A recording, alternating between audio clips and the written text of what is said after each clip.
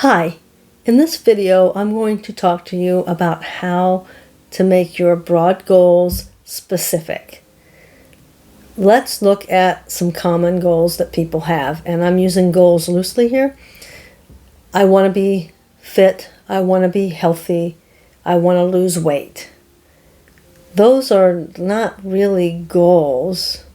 They're dreams, ideas, but they're not goals because there's no actual way to be able to check off whether you achieved it or not, because we haven't clearly defined it. We haven't defined what healthy is, we haven't defined what fit is, we haven't defined what losing weight looks like. Is that a pound? Is that 10 pounds? Is that size? You know, I want to go from this pant size to this pant size, or this dress size to this dress size. We don't know. We'll start with weight because that's a pretty easy one to break down into being specific. I want to lose weight. Great.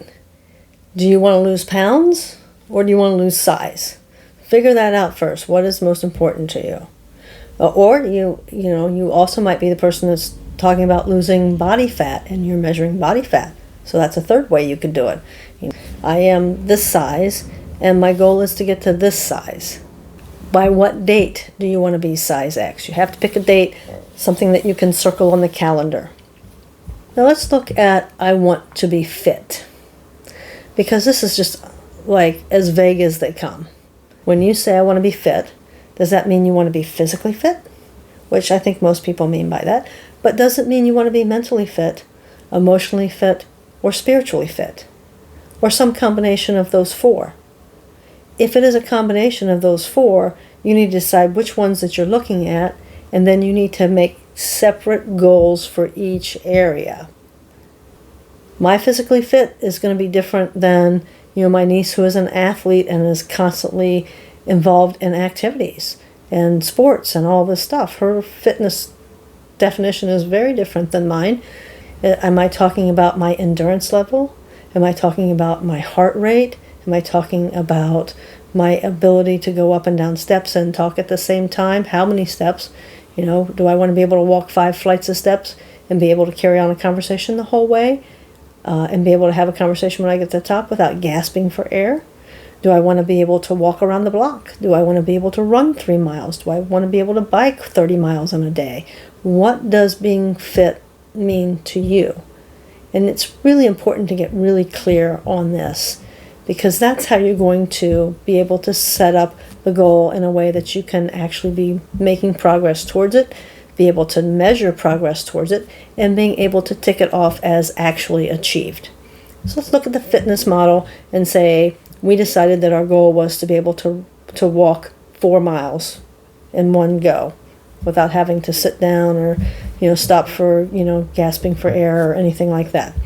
4 miles, that's great. By when do you want to be able to comfortably walk 4 miles? In order to be able to walk 4 miles by this date, you're going to have to break that down into smaller goals. But we have something here now that fits into the SMART acronym: specific, measurable, achievable, relevant, and time-bound. Then what you're going to do with that goal to make it achievable is you're going to go, okay, I've got, let's say, I forgot what I said, 6 months. So by the 3-month mark, it would seem reasonable that we would need to be able to walk 2 miles, right, at the 3-month mark. So then maybe the first month your goal is to, walk just as far as you can each day, and then move it up a little bit so that you spread it out so that by the time you reach the 3rd month, you're walking 2 miles regularly. And now you may find through this process that you're reaching the 2-mile mark much earlier, which is great. Then you can either bring your time frame up or you can make the distance longer. But you've got very concrete things to work with here and a way to break it down by month or even by week if you want to. Health is the same thing. I want to be healthy. What does that mean? Are you talking about physically healthy, emotionally healthy? Whoops. Emotionally healthy, mental healthy, spiritually healthy? What does that look like and how are you going to measure that? And a really good activity to help you really drill down and see what it is that you mean by things is to use the 5 whys.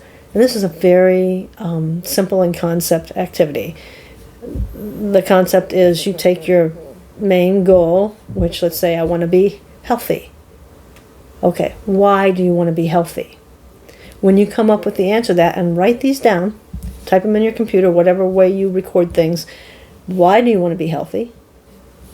And then when you get that response, look at that and go, why do I want, and whatever that response was. So that'll be your second why. And when you get that response, you simply do it again. Say, why do I blah, blah, blah, blah, blah. And then typically by the time you get to about the 5th why or maybe the 6th why, you really hone in on what your true desire is.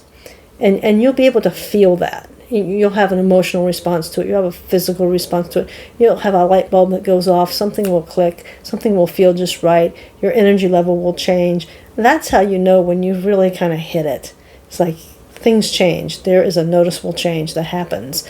And then you can start crafting your goals around that understanding. And it will make much easier to make goals that you actually achieve because they're going to be very relevant to you. They're not going to be addressing what you think is the right thing.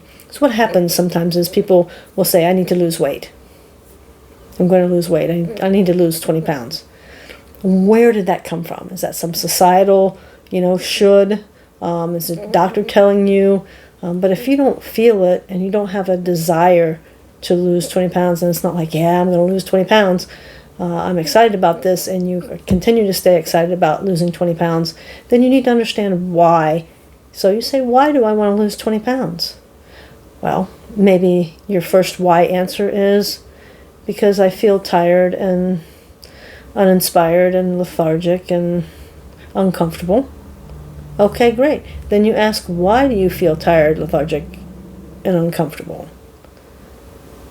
And you spend a little time with that. And this is not a 30-second exercise. This is something that you really invest a little bit of time in.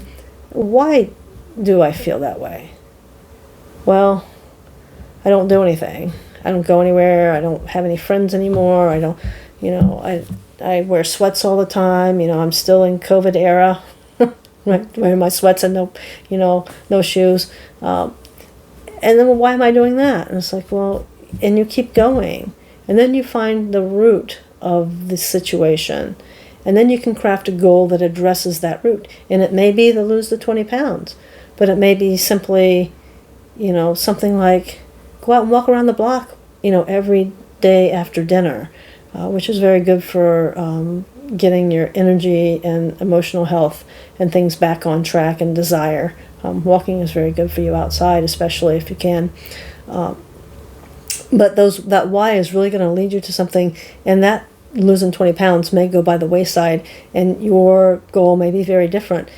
And the energy you have around that goal is potentially going to set you up to where your dynamic changes, and by the changes you make in your life, you very well may start to lose weight naturally. Or you may look at that goal a little bit later and go, yeah, that is a piece of this that I know that I'm working towards. And so you're going to have a different relationship with that losing 20 pounds. Instead of it being, I got to lose 20 pounds, it's going to be like, man, I'm going to drop these, right? And then I'm going to move on to my next thing. So why is very important. 5 whys at least. If you want to do more, do it till you feel the kind of woo-hoo moment. And the SMART acronym: specific, measurable, attainable, relevant, and time-bound. Hope that helps you out on your journey. Thanks much for watching.